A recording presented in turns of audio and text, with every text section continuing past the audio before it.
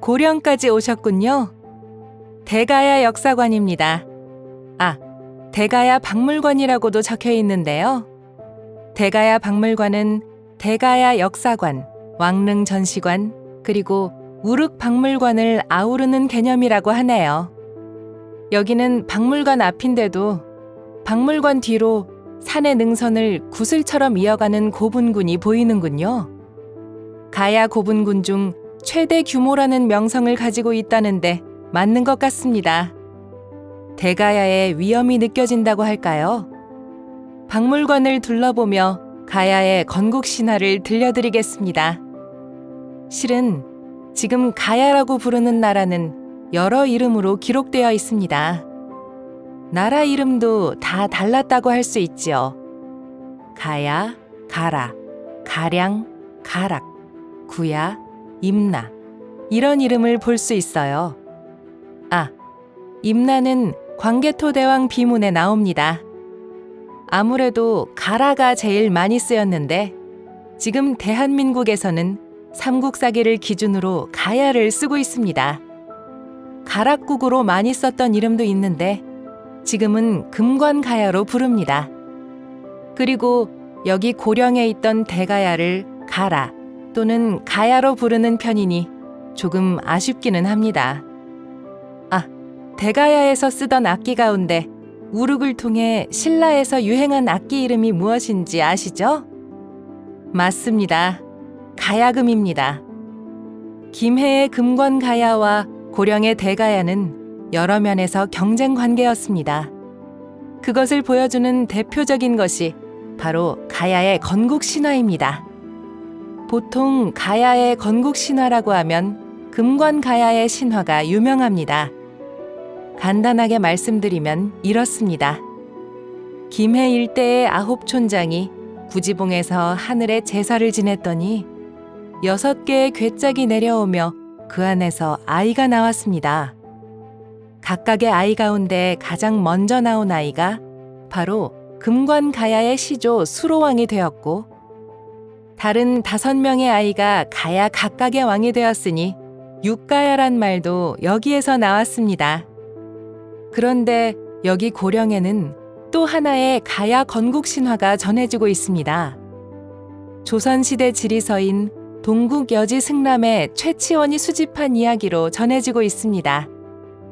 이 내용에 따르면 가야 산신이며 여신인 정견모주는 천신, 곧 하늘신인 이비가지와 감응하여 대가야의 왕 뇌질주일과 금관국의 왕 뇌질청해를 낳았는데 뇌질청해가 수로왕입니다.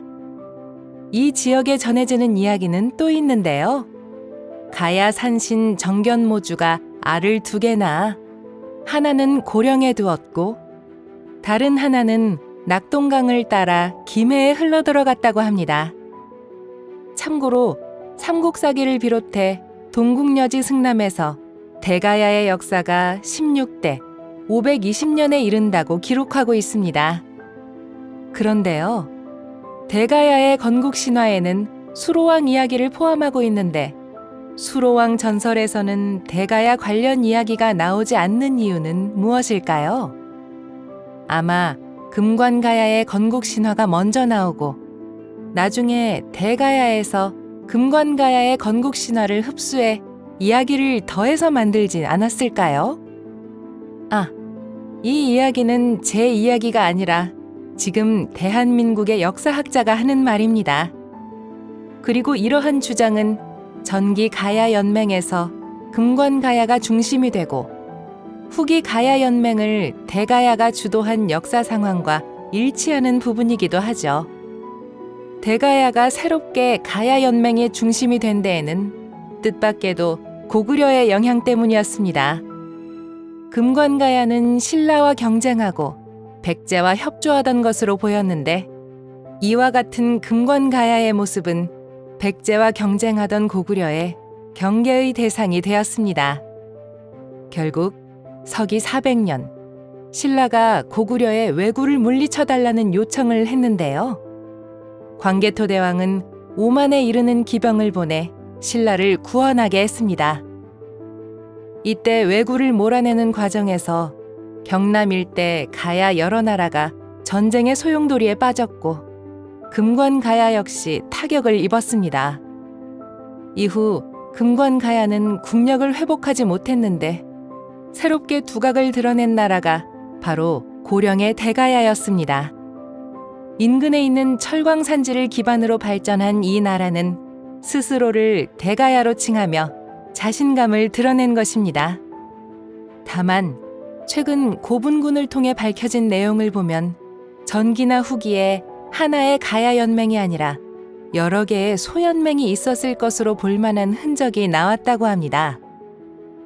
같은 시기에 김해의 금관가야권 토기, 고령의 대가야권 토기, 함안의 아라가야권 토기, 고성의 소가야권 토기가 구분되기 때문이라고 하는데요. 가야 연맹의 모습이 생각보다 다양했다는 것을 알 수 있습니다. 고령 지산동 고분군을 보러 가기 전에 먼저 대가야 역사관을 보고 다음에 왕릉 전시관을 보려고 합니다. 자, 역사관 내부로 들어가 보시죠. 대가야 역사관 입구에는 옛 대가야의 건축물과 철을 생산하던 시설을 재현해 놓았습니다.